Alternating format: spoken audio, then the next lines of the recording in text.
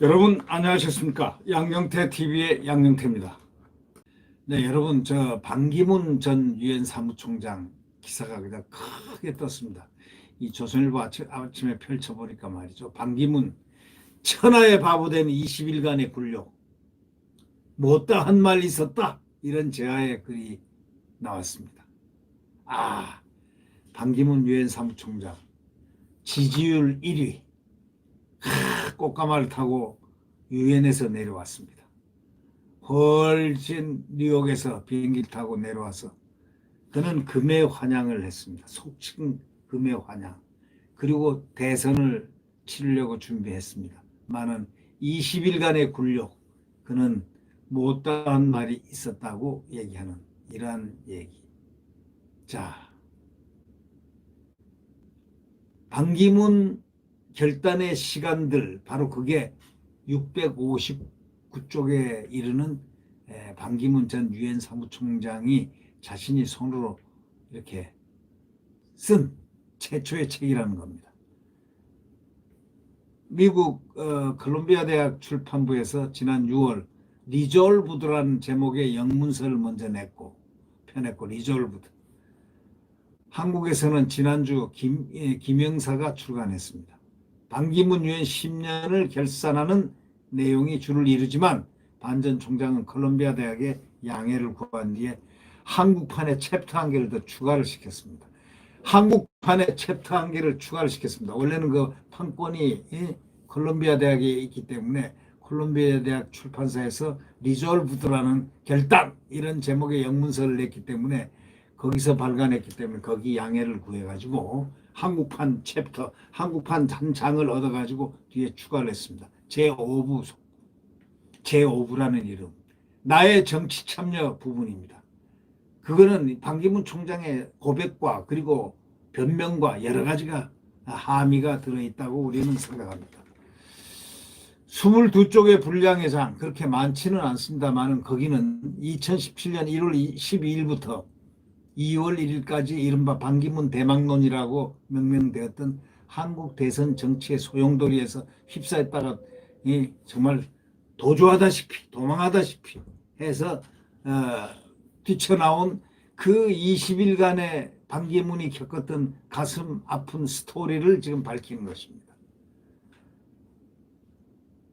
이 온화한 이미지와는 달리 폐륜, 후한무치, 추잡한 정치공세 등 격앙된 표현으로 한국 정치사회를 직격탄을 날렸습니다. 얼마나 가슴이 쓰렸으면 이렇게 했겠습니까? 반기문은 공직자로서 쭉 살아왔기 때문에 그는 순수한 시각을 갖고 있습니다. 이 정치의 더러운 정치판을 아주 정난하게 표현한 겁니다. 폐륜, 후한무치, 추잡한 정치공세, 지금 정치권을 보십시오. 혹시 이것을 윤석열 후보가 느끼고 있는 그 키워드가 아닌가, 또 혹시 오버랩이 되지 않는가 한번 느낌이 지나갑니다. 순수한 사람들이 대선 후보로 나섰을 때, 국민의 바람을 딛고 나섰을 때 과연 이 정치권은 어떤가? 그 내부는 폐륜, 후한무치, 추잡한 정치공세 맞습니다. 자, 이런 속에서 윤석열 후보를 또 떠올립니다.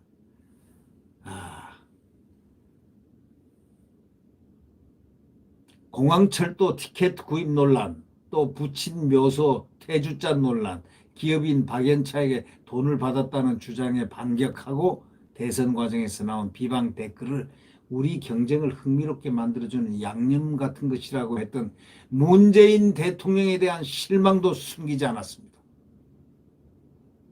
문재인 대통령은 이 양념과 같은 것이라는 것은 나중에 역사평가를 아마 받을 내용이 아닌가 생각됩니다. 우리 경쟁을 흥미롭게 만들어주는 양념 같은 것이다. 이걸 왜 언제 이걸 얘기가 나왔겠습니까? 팬데믹 때문에 나온 거니까 문바들 이야기. 거기서 이 문바들에 대해서 어떻게 한번 얘기를 해서 그러지 말라고 할 수 없느냐라는 그런 유형의 뭐 질문들이 많이 나왔었죠. 거기에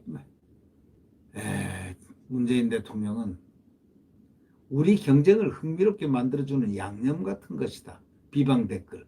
비방 댓글 누가 만드는 겁니까? 빠들이 만드는 거죠. 그렇게 말했던 그것을 숨기자. 그것은 바로 문재인 대통령에 대한 실망, 나아가서는 엄청난 저격을 하고 있는 것입니다. 그냥 실망 정도가 아닙니다. 이 오부를 내가지고 여기서 이 문재인 대통령에 대한 실망을 나타낼 정도 같으면 말은 실망이지만 거의 절망에 가까운 절규일 것입니다. 거기서 이렇게 얘기하죠. 대통령의 인식이 그러하니 악성 댓글이나 가짜뉴스가 더 판을 치고 횡행하는 것은 당연지사다. 여러분 어떻게 생각하십니까? 대통령의 인식이 그러하니 악성 댓글이나 가짜뉴스가 더 판을 치고 횡행하는 것은 당연지사다. 네. 그렇게 얘기했습니다. 서울 종로에 있는 보다 나은 미래를 위한 반기문 재단 사무실에서 반 총장을 만난 이 인터뷰 조선일보의 기자, 김윤덕 기자죠. 김윤덕 기자가 인터뷰를 했는데 그 인터뷰에서 이 모든 것이 추출된 지금 이야기입니다.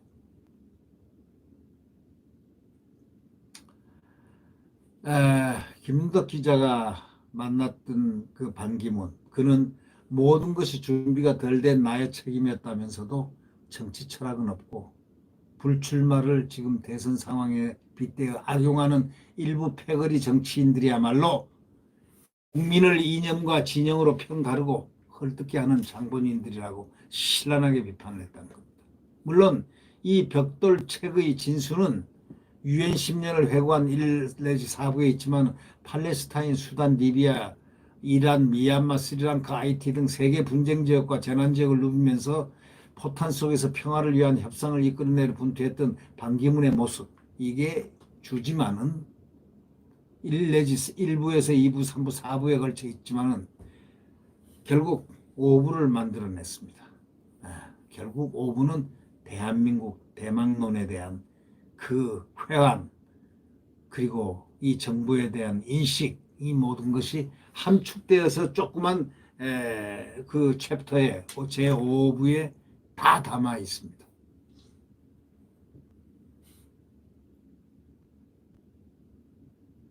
결국 대한민국이 배출한 유엔 사무총장의 그 위대한 경험과 지혜, 강대국부터 분쟁국을 아우르는 방대한 글로벌 인맥을 우리가 얼마나 소중한 자산으로 활용했는지 한번 뒤돌아보게 하는 좋은 시금석이라고 판단됩니다.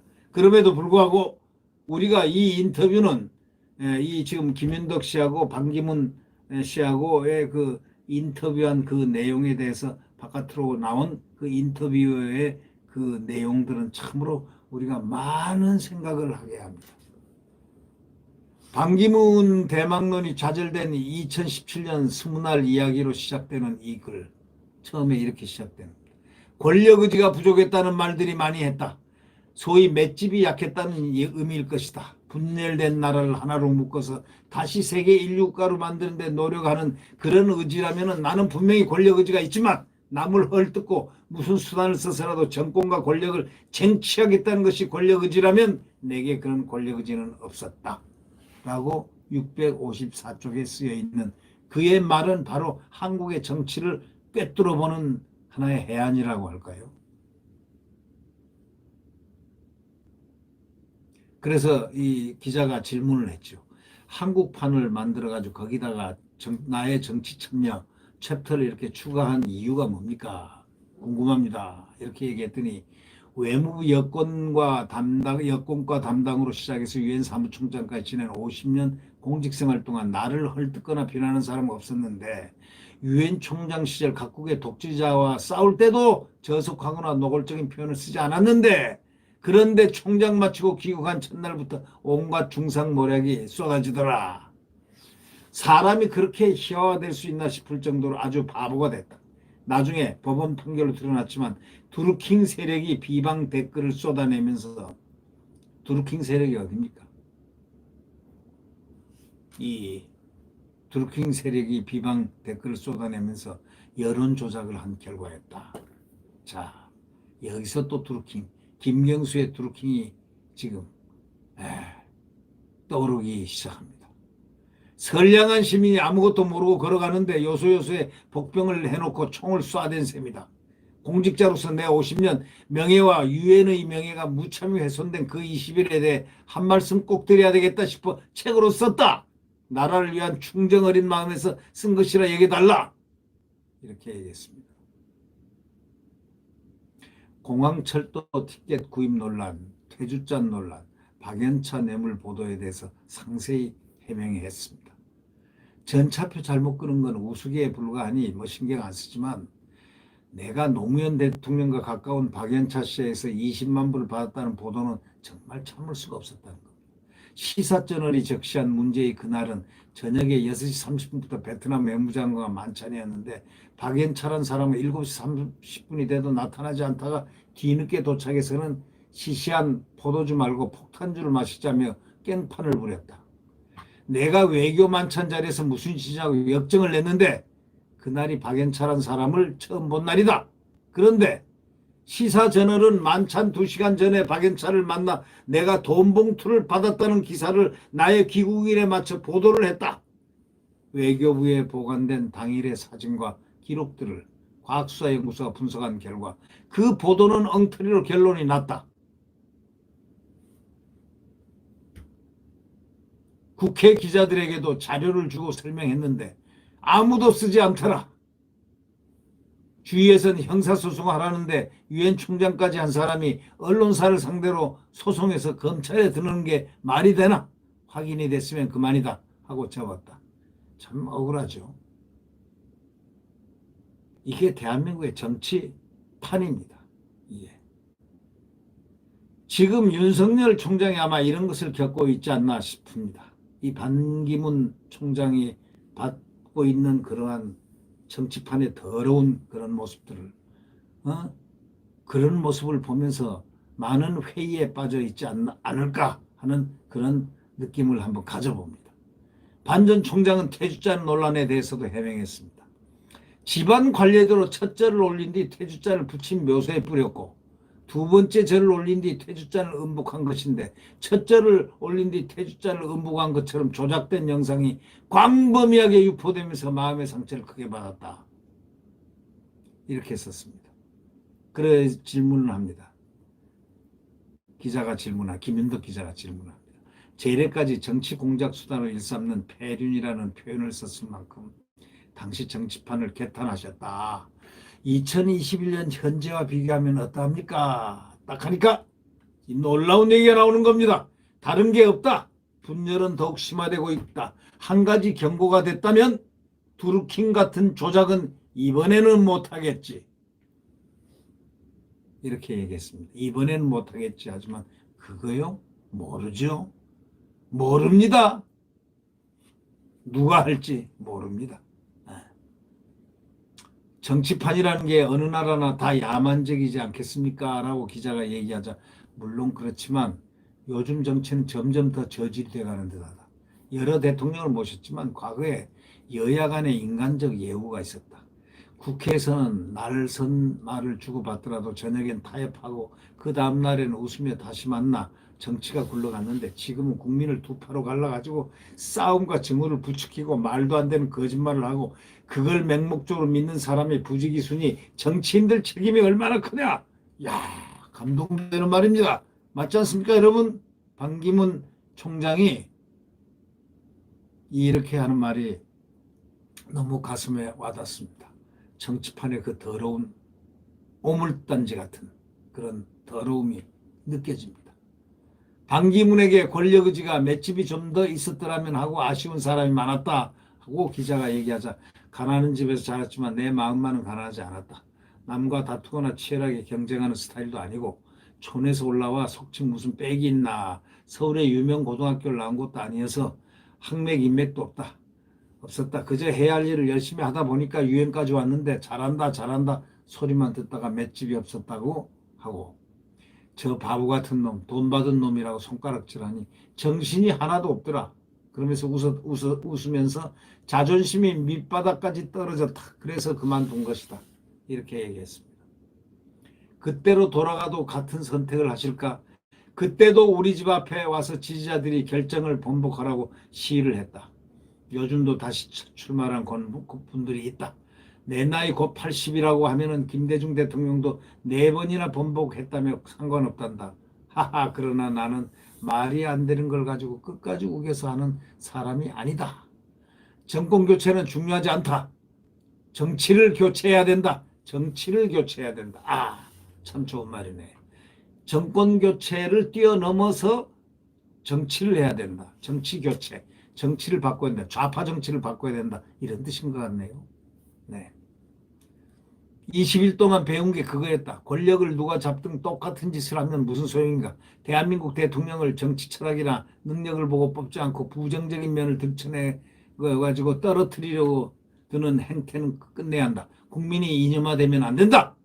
건전한 시민 정신을 가져야 한다. 맞습니다. 참 옳은 말입니다.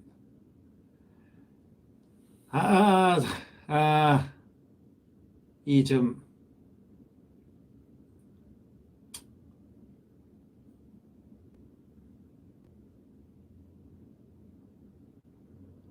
반기문을 외교부 장관에 임명하고 유엔 사무총장에 도전하도록 지원한 노무현 대통령하고는 각별한 사이인 것 같습니다. 대통령의 쪽집게 과외 선생 만물 박사라는 소리도 들었다는 겁니다. 유엔 총장 마친 뒤에 가끔 이런 말을 합니다. 나는 세상에 일어나는 모든 문제에 대해서 다 몰라도 조금은 안다. I know something about everything. 이렇게 말한다는 겁니다. 사무총장 초기에 엄청 고생한 덕분이라는 겁니다. 의사, 과학자, 지리학자, 기후학자들 만나야 하는데 내 사정은 안 봐주고 전문 용어를 막 써대니 등에 식은땀이 흐르더라는 겁니다. 몇 년이 지나니 자신감이 생겼고 어떤 직종에서 어떤 사람을 만나도 아는 척을 할 수 있게 됐다. 뭐든 조금씩 알아두면 편리하다. 이렇게 말을 했습니다. 새로 선출된 대통령은 북한에 어떤 태도를 보여야 할까라고 질문을 했습니다. 원칙을 지켜야 한다. 딱 얘기했습니다. 북한에 끌려다니며 애걸복걸하는 형국이 되어서는 안 된다. 이건 이 정권을 가리키는 것 같습니다. 좀 당당하게 하자. 천안함에 대해서 왜 말을 못하나? 고립될수록 북한만 손해본다. 나는 북한이 얼마나 갈 수 있을지 의심한다. 누구도 동독이 그렇게 빨리 망할 거라고 예측하지 못했다는 듯이.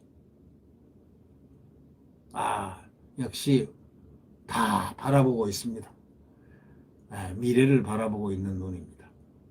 중국의 인권 탄압을 문제 삼아 2020년 베이징 동계올림픽에 미국, 호주, 일본, 영국, 프랑스 등이 외교적 보이콧을 선언했는데 총장님은 IOC 윤리위원장으로 올림픽에 간다고 발표했던데 이렇게 하니까 질문을 하니까 내가 올림픽에 간다는 게 언론의 주목을 끌던데 나는 IOC 윤리위원장이니 보이콧과 상관없이 당연히 가야 하는 것이다. 그렇죠. IOC이니까. 문제는 미중 관계로 우리 처지가 난처해졌다는 거겠지. 이렇게 했습니다. 청와대는 외교적 보이콧을 검토하지 않는다고 했는데 어떻게 생각합니까? 그러니까 누가 대통령이 되든 중국의 인권 문제를 개선하라고 나서서 얘기하기는 여러 가지로 어려울 거다. 다만 나는 한중 관계가 문재인 정부 들어서 전략적 협력 동반자로 격상은 됐지만 거기에 걸맞는 협력 관계가 이루어지고 있는지 의문을 갖는다. 처음부터 스탠스를 잘못 잡았다. 문 대통령은 대선 후보 시절 사드에 반대했고 대통령이 된 뒤에는 박근혜 정부가 이미 배치한 사드 환경조사가 엉터리로 이루어졌다며 재조사를 지시했다. 그러다 북한이 미사일 발사 시험을 연달아 하니까 다시 사드를 유지하기로 번복한다. 중국으로선 믿었던 도끼의 발등을 찍힌 거지. 프로페셔널하지 못하고 지혜롭지 못했다. 한중 관계에 묘안이 있을까 하니까 선을 분명히 그어야 한다. 불필요한 기대를 갖지 않도록 중국과 신탄하게 얘기하면 된다. 한미동맹은 1953년부터 이어져온 것이고 6.25 일으키고 핵무기 개발하며 늘 도발해온 쪽은 북한이다. 따라서 한미동맹은 타협 대상이 아니고 사드가 싫으면 너희가 북한에 영향력을 행사해 더 이상 도발하지 않고 핵무기를 포기하도록 하라는 식으로 중국에 부담을 지어라. 이거는 말이죠. 문재인 대통령 정부는 하지 못합니다. 소위 정권 교체가 이루어져야만 가능한 이야기입니다. 네.